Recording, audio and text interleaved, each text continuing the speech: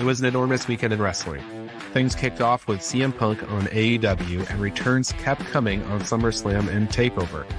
I'm Ryan Joy, I run MinutesToBellTime.com, a website and database tracking pro wrestling from around the world. On today's show, we're talking about the comings and goings in wrestling, specifically in WWE. I'm talking about John Cena, Becky Lynch, Goldberg, Kaylee Ray, Adam Cole, and Brock Lesnar.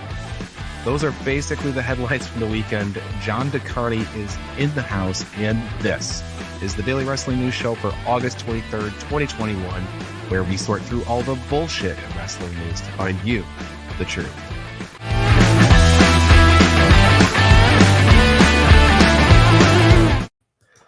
All right, John, welcome to the show. It seems like if you're not coming, you're going in wrestling right now. Good morning, sir. How are you today? Very good. Very good. Thank you. All right. Well, we have a good show. We have a lot of fun things to talk about with all these people that have returned and some that are going and whatnot. So let's dive in. And before we do, I want to mention, look, CM Punk was a huge headline on Friday, and his return to wrestling was absolutely enormous. I'm going to put a pause on the CM Punk discussion until tomorrow. We should have the final ratings numbers for that episode of Rampage. So tomorrow we're going to go into detail on that. But John, do you want to say anything about Friday night and what you saw? Well, just that it was, as we were just discussing backstage, it was a moment. You don't get, especially nowadays, you don't get a lot of moments anymore.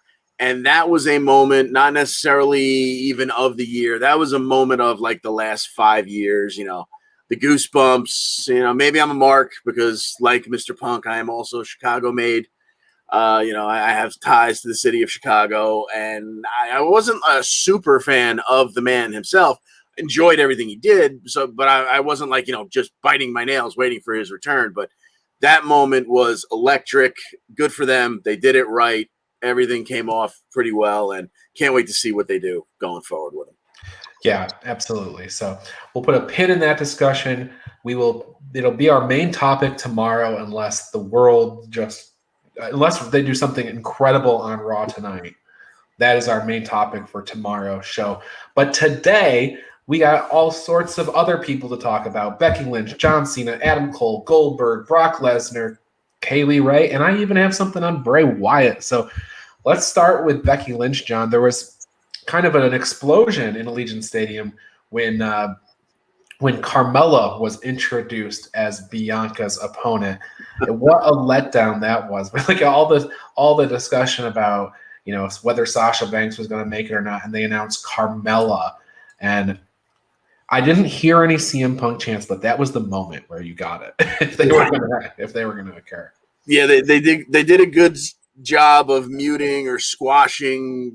I mean, there was an uneasy grumble in the stands, like, no, they're not really going to give us this crap again, are they? And then hit the music, and okay, now it all makes sense. We're okay with what's coming.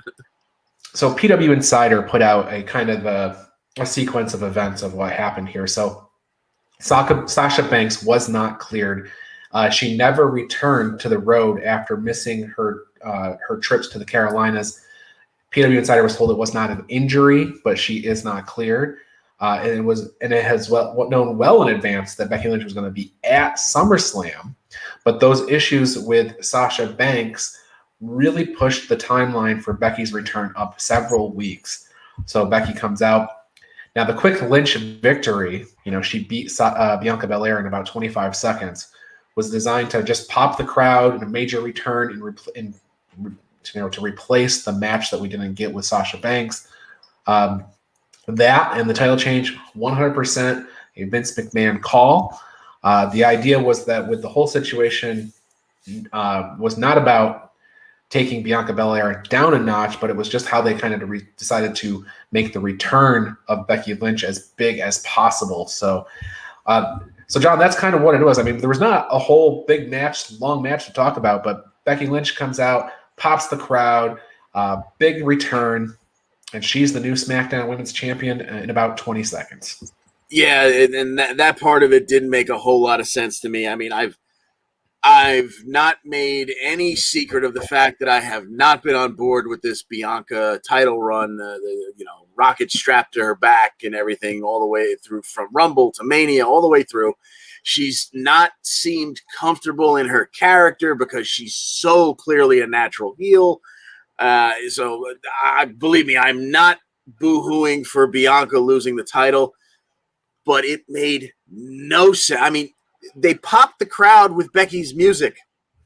She could have come in the ring, used the manhandle slam, whatever, the Uranagi that she gave her. That would have popped the crowd again. They didn't even have to necessarily make a match. Okay, they made the match. Okay, they did the title change. But to have her bury this champion that you have, put the rocket on her back for the last 8-9 months in 25 seconds, but it makes no sense. The reaction was already there regardless of what happened in the ring. So I almost half feel bad for Bianca. And they really could use this to make Bianca pissed off and finally properly turn her to be a heel to come back at Becky. But I understand that's not necessarily the plan. No. So after Bianca got Kofi'd, because that's how I describe the situation.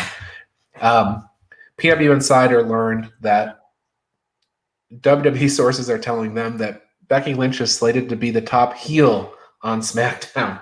So, look, I get that WWE is great with heels. You have dominant heel champions all over the place, Lashley and Roman, and outside you have Kenny Omega. So dominant heel champions everywhere. But, I mean, Becky Lynch, she's going to move the merchandise. She's going to be incredible. The fans want to cheer her. They're not going to boo her. We tried this before. We tried this during the rise of the man, and the fans completely rejected it. They shit on it, for lack of a better way to say it. It's not going to work. People aren't going to be booing Becky Lynch. No. Maybe if she comes out with Seth Rollins, but I don't think that'll even work. So, yeah, exactly. They would have to, basically name themselves King and Queen of SmackDown, and come out in matching ridiculous outfits, and kick babies on the way to the ring, to get Becky booed. But I think that there's the idea that about Bianca, regardless of what anybody thinks of the work that she's done or her abilities or whatever, she meant a lot to a certain grouping of people, and whether that's young girls or it's the demographic that Bianca represents with the African Americans. She was a very meaningful figure in that company, and the whole ESPY awards and everything like that. Really important person, and it does feel weird that they just do a 25-second finish here. They could have done 3 minutes, and it wouldn't have been near as bad if you just had a couple of exchanges or something. And God, if they knew for 48 hours, I'm sure they could have worked out a 3 to 5 minute match, even if it was, a bunch of stalling and stuff like that. They could have worked something out that it wasn't a one move and done. It's unfortunate for Bianca because, yes, it shocked the crowd. You got the big Becky Lynch moment, but it really was at the expense of Bianca Belair having a moment at SummerSlam. Absolutely. And after she went from WrestleMania main event to squash match. SummerSlam squash, exactly. That just does not make a lot of sense, but I seem to be using that phrase an awful lot when it comes to WWE programming in the last year. Well, let's switch and talk about John Cena. So, big return, Becky Lynch. Big departure, John Cena. PW Insider reporting that the summer of Cena has come to an end. WWE is moving forward with the idea that they won't have John Cena in the future. John is scheduled for the September 10th SmackDown from Madison Square Garden. That's a Super SmackDown. But I want to note that he is advertised to the market. It's not like they have advertised on television that he'll be there. So he's advertised to the local live audience. He has not been advertised for the televised audience. Mm-hmm. So we may see him or we may not see him, but you'll definitely see him if you're in Madison Square Garden that night. But John Cena on his way out the door. Yeah, I mean, completely expected. We knew he's got a movie to start filming, very close to the. For a while it was questionable whether or not he could even make SummerSlam with insurance issues and whatnot, worrying about him getting injured. But so no surprise there. It was it was nice to have him back for a couple minutes. He popped the crowd. Obviously, every time he came out, put on a fantastic main event. When you think of Roman, you don't necessarily think of a technician. When you think of Cena, you think of the 5 moves of doom. But damn, the two of them put on a hell of a 25-minute match in that main event spot. That was just fantastic. That's how the big guys do it. They were great. Yeah, I agree. I think it was a good match. It was fun. John Cena, I appreciate the fact that he didn't come back for like one night. It was several nights to lead to the match. He did the house shows, even if he only wrestled for 40 seconds on those house shows, and when he got the hot tag or whatever to get all his stuff in. But as a wrestling fan, I do appreciate the fact that he came back. He didn't come back full time, but he came back pretty darn close to full time for this period of time that he was around. So, props to Cena for that. And, we'll welcome him back when he wants to lose his next big high-profile match. Exactly. He's nothing but a professional, and anytime he comes back, it's going to move the needle. So can't wait till next time. So let's pivot from John Cena, because Roman put John Cena down, and that wasn't the end of the SummerSlam, though, because Brock Lesnar, he's making his return at SummerSlam. Now, no match announcements, nothing like that, no words exchanged, just a couple of dirty looks at each other. But Brock Lesnar and Roman Reigns face-to-face. Paul Heyman has seen a ghost. And here we go. So it's the end of the pandemic era. There's live audiences. You can justify Brock Lesnar's salary at this point. So he's back. Now, I didn't think he was going to be back for another year, though. I thought they were going to run through a whole program with The Rock, and then we'd get Brock. So John, Lesnar is back. Yeah, that's what we were reading, that they absolutely wanted to do this storyline, but they were so confident in it, and it was so much in their back pocket that they were already talking WrestleMania 2023 for it. You hate to say that Vince would be so reactionary to what happened on Friday night that he broke the glass on the emergency Brock Lesnar, but it certainly looks that way, because Brock didn't even have you would think Brock would come back, because when you come back, you got to come back with new merch. John Cena had his John Deere outfit all set for his return. Brock came back in a black A shirt. Right. Looking like a vanilla gorilla. I mean, somehow it looks like he got even bigger. He had the ridiculous top knot and whatnot, but it's great to see him back. But my thoughts immediately jump to, we know what's going to happen. We know how this is going to play out, at least for starters. Who's going to talk for Brock? Yeah, right. Brock can't talk for himself. So, and of course, he's going to try a couple times, and it's going to be ridiculous. It's going to be miserable. And then who are they going to put him with, or how are they going to massage this situation? Because Brock and Paul are like peanut butter and jelly. It's going to be interesting along the way. Well, so there's a couple of things you said there that I want to kind of touch on. Is there a chance that he just was there for the Pacquiao fight, and Vince found out, what? Brock Lesnar's here? Let's bring him in. Because Brock didn't have a chance to shave. He looked like a mess. He looked like he's been sitting home since he lost the championship to Drew McIntyre. Working out, but not necessarily worrying about the whole aesthetic. Right. So you got that part, the look of Brock Lesnar. Who knows how long this has been planned. The merchandise thing, a lot of the leaks that we find out about Superstar Returns come from that merchandise area where they start putting together a line of merchandise and things get out. So maybe that's an explanation for if they have been planning for a while. But now the other thing I think about is they brought Brock out at the end of SummerSlam. He gave John Cena a couple of German suplexes in the net 5, just for good measure. Of course. Did they put the whole story on ice? You have two options. They announced Crown Jewel in Saudi Arabia, so they could make big match there, Roman versus Brock. The Saudi crowd's seen that like 3 times actually already. But so you could go that way. They could put the whole thing on pause and wait for WrestleMania, or even longer. Maybe they just keep doing this thing where Brock comes out at the end of a big show and gives Roman a stare down, and maybe this happens for a year. It seems to be that they're kind of leading to a match, but it doesn't have to be next month or 2 months from now. It could be ages from now. Roman's not getting rid of that title anytime soon. Yeah, you're absolutely right.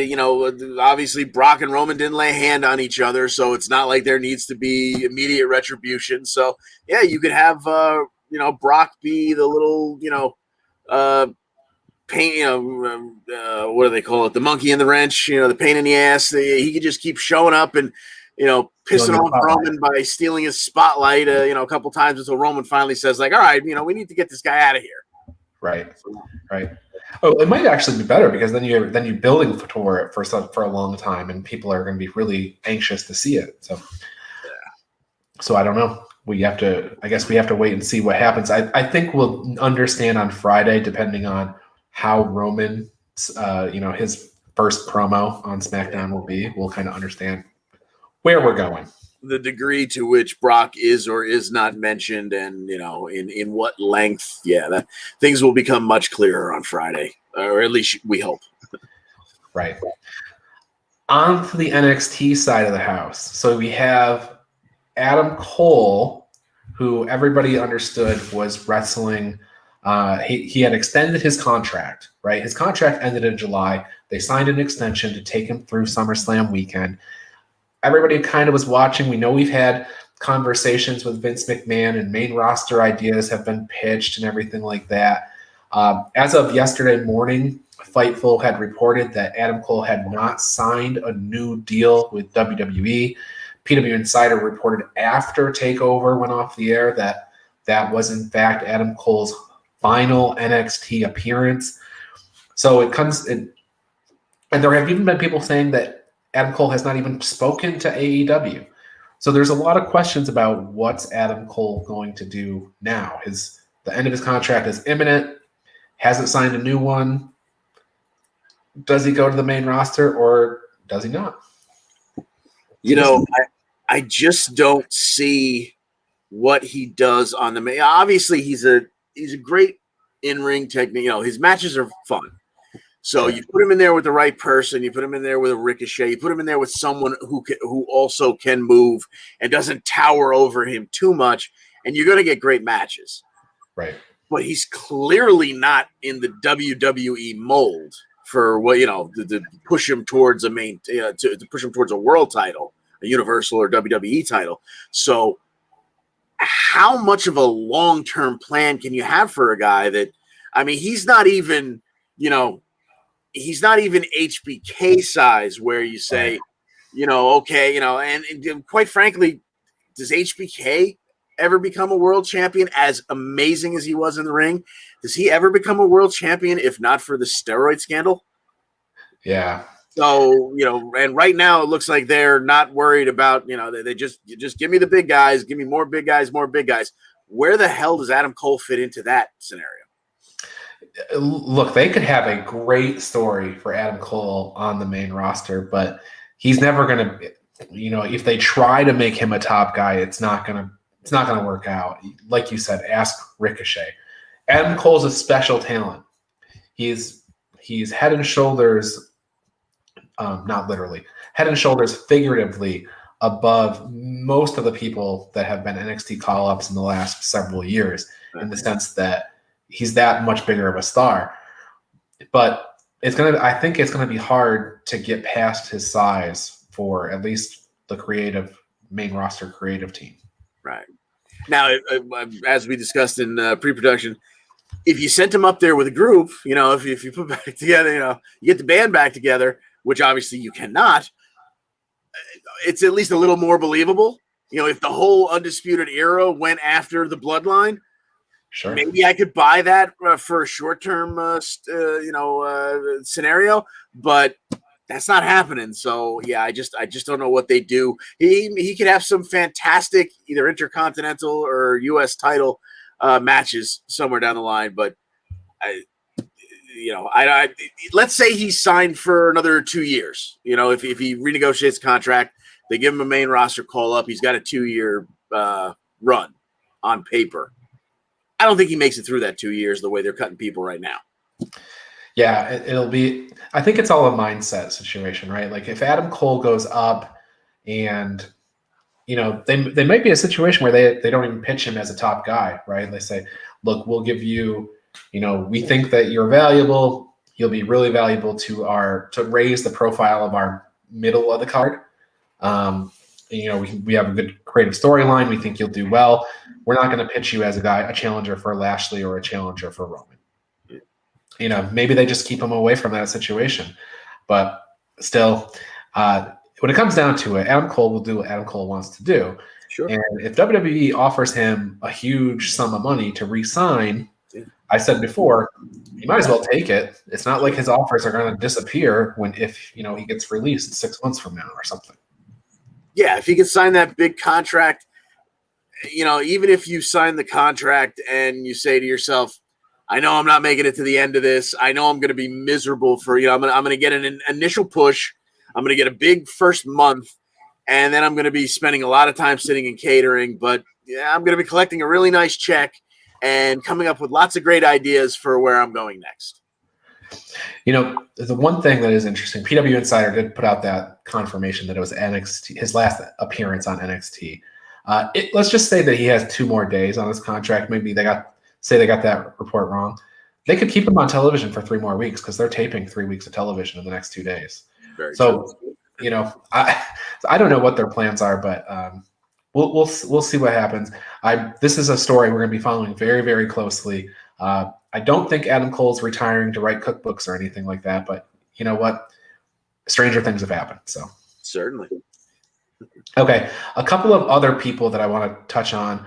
They're more minor stories compared to the ones we've already talked about, but Goldberg, he lost to Bobby Lashley at SummerSlam in what was kind of a bad match, I'm going to go ahead and say. MVP hit him with a cane. Goldberg sold that about 4 minutes after that happened.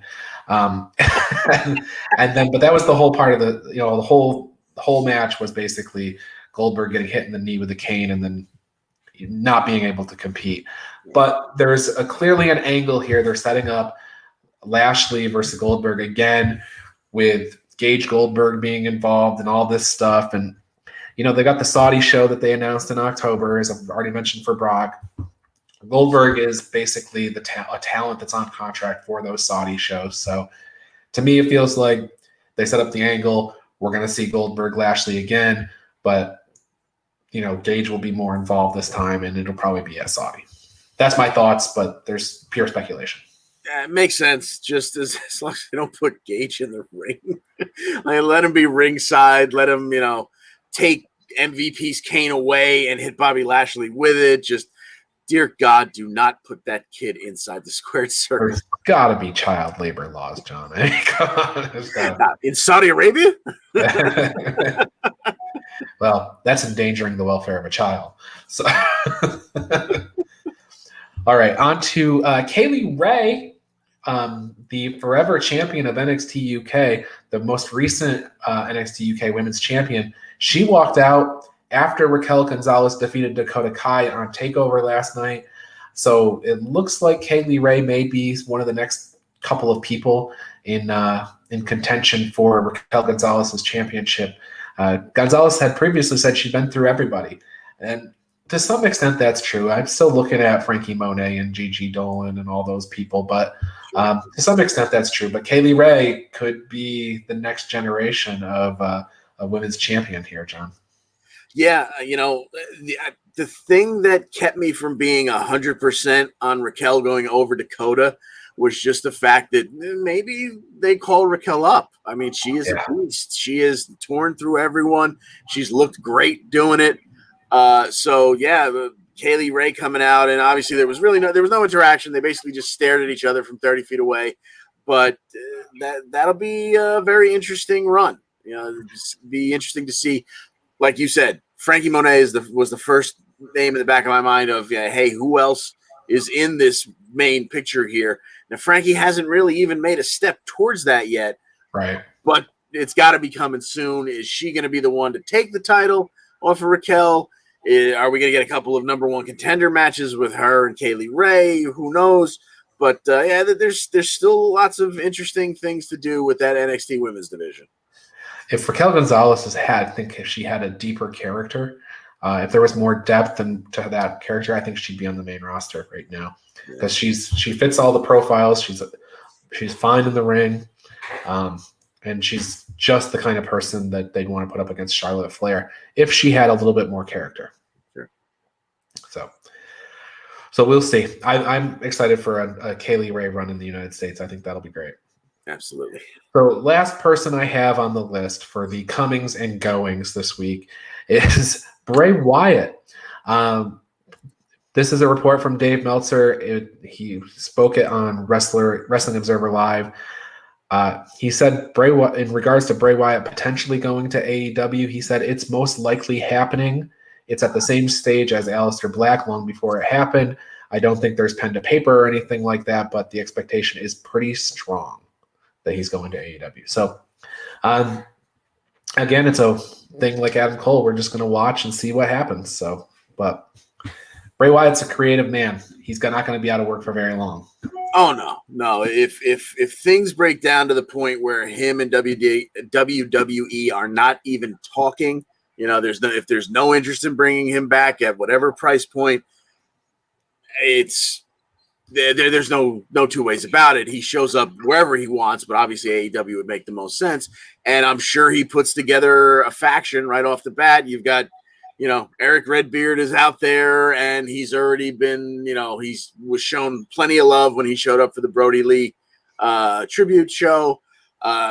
Bray's brother, all he's got to do is grow out some facial hair, and he'll fit right into the whatever scrubby gimmick they come up with.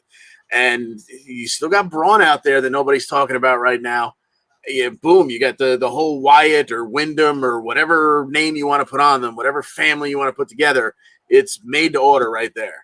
Yeah, 100%. I'm with you all the way. We'll just have to wait and see. So it's exciting because that there's surprises coming in one of the companies that we're following, at least, Sure.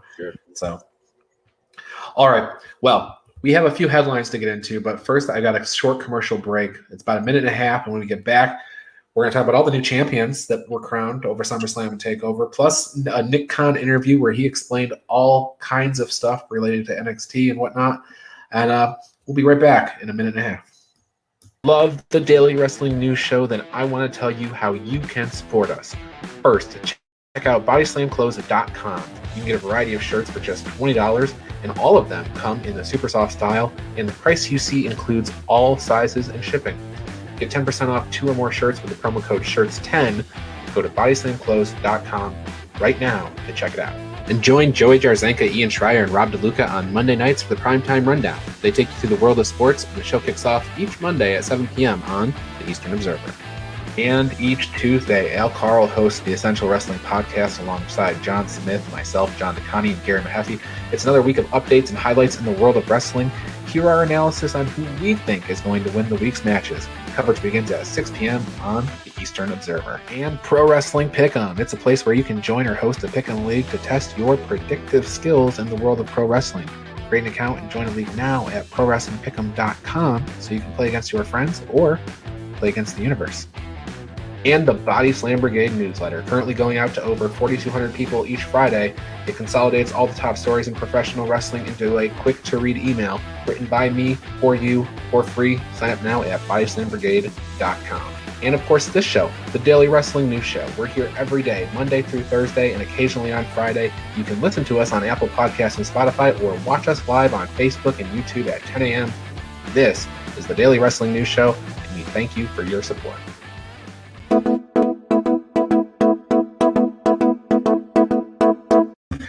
Okay, let's get into the headlines. But before we do, I did have a comment come in from Travis, who will be on the show tomorrow. The comment didn't register in the system here, so I can't put it on screen, but I happened to notice it. He's saying Full Gear as a potential place for the debut of who I'm assuming he was referring to was Bray Wyatt, but it could have been Adam Cole. So, but Full Gear, yeah, that's what, November, St. Louis. November, yeah. And the thing about this is that I know a lot of people talk about Tony Khan not running a business, running sort of mark service type of thing, but let me tell you right now, Tony Khan is a businessman, and they would be making money this year if not for the video game investment. He's smart. He's got these pay-per-views lined up. He's going to pay for CM Punk's contract this month, and I expect that to happen with everything going forward, including if they do sign, Bray Wyatt or Daniel Bryan or something, it's going to be in a situation where they can immediately pivot to a profitable making money off of it. They can sell something to go with. So. You could pay for CM Punk. I know they gave him away for free in Chicago the other night, but you could pay for CM Punk in the next couple of weeks in ice cream bars if you wanted to. That's right. Well, Jeff Johnson, Mark Services, knowing the business. Yeah, that's part of it. Yes, you're right. The ice cream bars, that's actually a story I don't have in the lineup here, but of course we'll talk CM Punk all day tomorrow. But CM Punk paid for every one of those ice cream bars. That's the story. That was not an AEW purchase. He paid for everything. So, sure. All right, let's jump into the new champions that were crowned. I'll list them out. And John, you tell me what you think your favorite one was or whatever. We have RK Bro, Damian Priest, Becky Lynch, Charlotte Flair, Ilya Dragunov, Cameron Grimes, and Samoa Joe. Bunch of new champions between the two shows. Any of them stick out most to you? I don't know if it sticks out the most, but the one that made me smile the most was RK Bro. Yeah. We all know there's a ticking time clock on that relationship. The expiration date is probably less than the last gallon of milk that I got, but it's going to be entertaining along the way, and I'm looking forward. The belts may go right back to AJ and Omos in a couple of weeks, but it's going to be fantastical as that comes apart. 100%. Jeff Johnson chiming in. Ilya Dragunov sticks out the most for him. When we watched that match last night, it was incredible. Do you think it met expectations, John? Because there was so high for that Ilya Dragunov and Walter match. And, I think you can't have watched that. Okay, maybe if you had just watched the first one the night before, I don't know. I haven't seen the first one all the way through. It's definitely on the list this week to make sure I put my eyes on. But you can't have watched that match by itself and not be impressed. I mean, God, Ilya's chest and shoulders looked like hamburger. Holy crap, those two really went at it. I thought it was an odd choice of a finish to have your 850-day champion tap rather quickly to a simple sleeper. But, now if Ilya had tapped to one of Walter's sleeper because he was yanking him off the damn ground as he was putting him in it, that I understood. But to have Walter tap that quick to a simple sleeper, I thought was a little bit odd. But because the whole match itself was fantastic, it was just kind of, who cares? Just the whole thing was fantastic. Jeff Johnson says it's his match of the year so far this year. That match was his match of the year last year, the first one. He agrees about the finish, and definitely should have just had Walter pass out. So that would have made Jeff and I went back and forth on Facebook about that. That is absolutely the way that that's how I would have booked it, but nobody's asking me to book anything. So I agree with you, Jeff. I guess it was the idea was let's get Dragunov over as strong as possible. And, the thing about having Walter as champion for, close to 900 days or whatever, the thing that's so valuable about that is whoever beats him is made man already. And Dragunov, not to say he wasn't made, but beating him in that fashion, it does go a long way in escalating him as a champion. My question though now is, what do you do with Walter? And is Walter's contract about up? Because it's been about the right time of year, and I haven't heard anything about his contract, so I don't know. But what does Walter do now?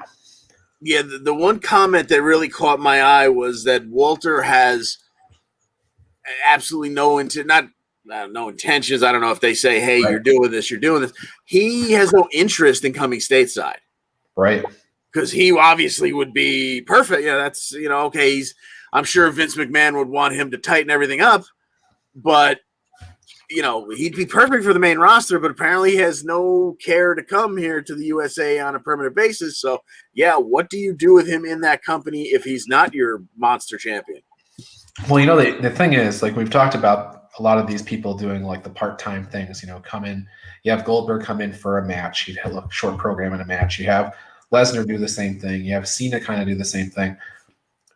Walter is maybe the first guy that's come in through the system that would be interesting for me to see him come in and do a short program with a Lashley or a Roman and then go back to NXT UK and just continue, because he's like you and Jeff have both said, he's not going to be full-time in the US, but he would come over for a program, and there is some value to him with what he has built as that 900 days champion, and he's got a presence.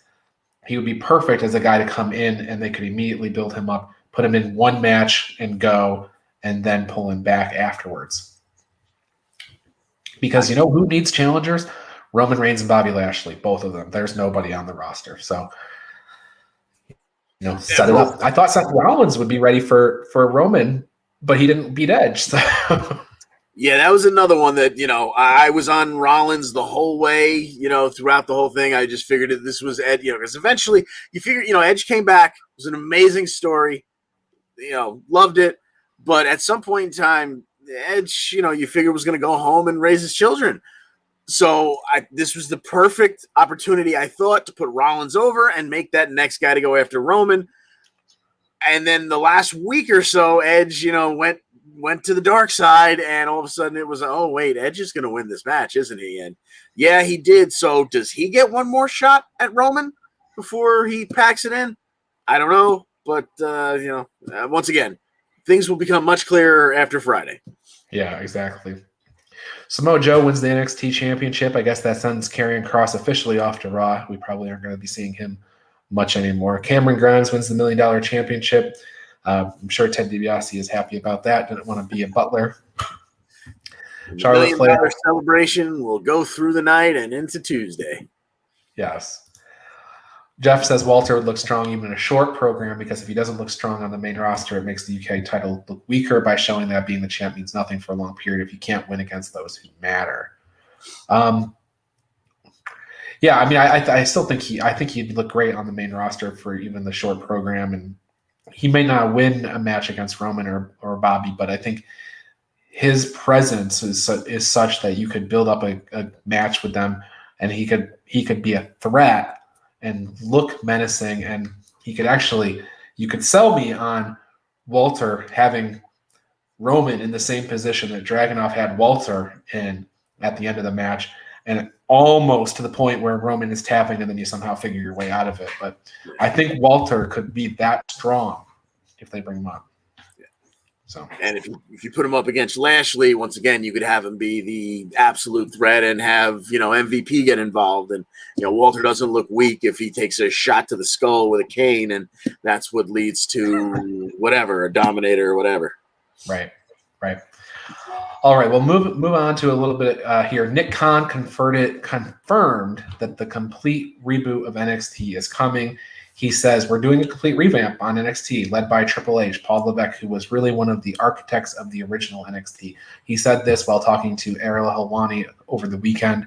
He says, everything is going to change. Look for it in the next couple of weeks. It's going to have a whole new look. It's going to have a whole new feel. And we believe, because a lot of the indie wrestlers, if you will, have come through our system and are in our system with SmackDown and Raw now, we don't want to just keep doing the same thing. We want to look elsewhere for great young talent.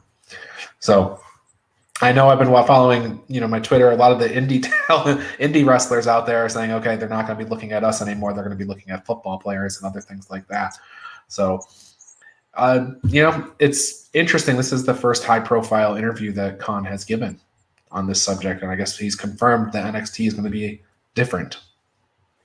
Yeah, it'll be interesting to see exactly what direction they go in, because, I mean, the last 2-3 years that they've been doing. Well, okay, this is the same program that created Roman and Seth and Ambrose, and they brought Finn to this country, and Nakamura and this, that, and the other thing.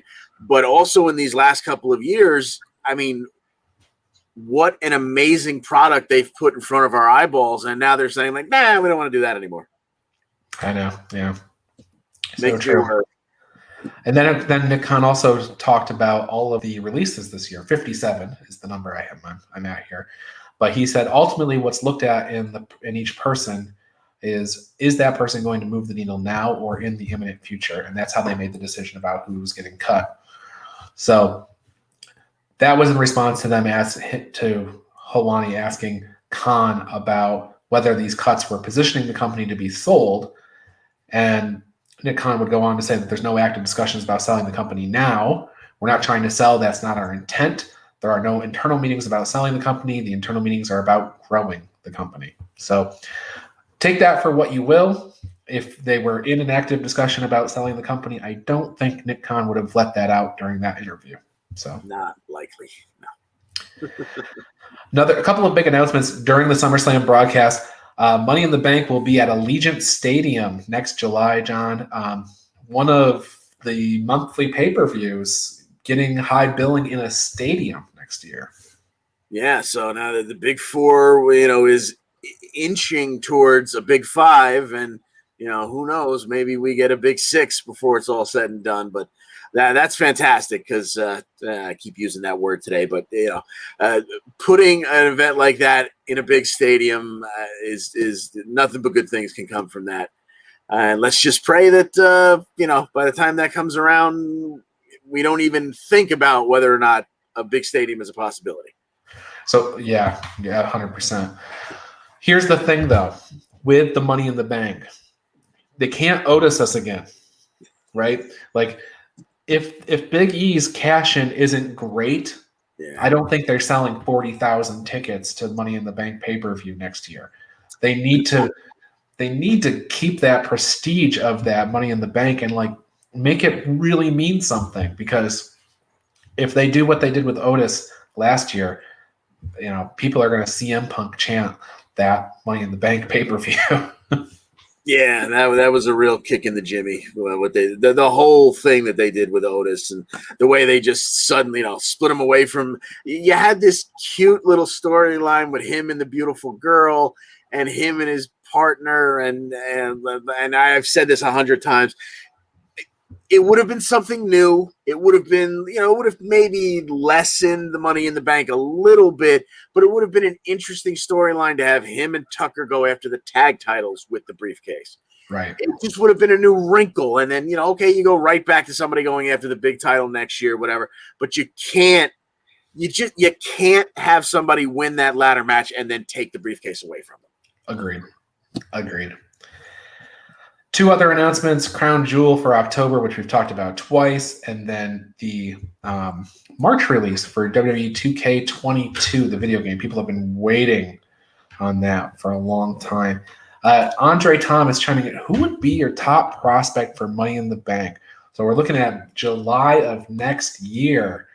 Who would be the top prospect to win the briefcase a year from now? That's a good question. Austin Theory, is that what you said? Yeah, the only man that fits all the checks all the boxes we've been hearing about in size, age, etc. Austin Theory all the way, and he headlines WrestleMania with it against who was it that we came up with, or Al came up with? Ilya Dragunov. The only other person who checks all the boxes too. So yeah, there you go. Jeff Johnson saying Damian Priest, and I'm with him. Damian Priest or Matt Riddle, kind of at the moment right now, are the people I'd be thinking about who are not at the tippy top level, but the Money in the Bank is the way to kind of get them into a championship picture. Absolutely. I'd look at Priest and I'd look at Riddle as people that maybe are in that position this time next year. Yeah, I thought this might have been the year for Riddle already, but obviously that did not come to pass. No, we've got Big E, so we'll see where that leads us to. Okay, for Monday Night Raw tonight, we have Logan Paul on Moist TV, and that's it. whew, they are just lighting the world on fire, aren't they? Well, we'll see. Too bad Kevin Owens is not on that show to save us, so I don't know what's going to happen. Andre Thomas says his sleeper would be Eli Drake, known to WWE people as L.A. Knight. Not bad. Not bad. That's a good one, too. Yeah, I would not hate that at all. Yeah. So, all right, John, anything that we missed? I know we went 15 minutes over today, but anything we missed? No, I think we covered. There was so much to cover, but I think we hit all the high spots. Yeah, we got the high spots. Like I said, there's a bunch to talk about tomorrow, and if Raw's great tonight, then that'll be news too. So that'll be the biggest story of the year. That's true. That's true. All right. Well, then for John, I'm Ryan, and we will see you tomorrow.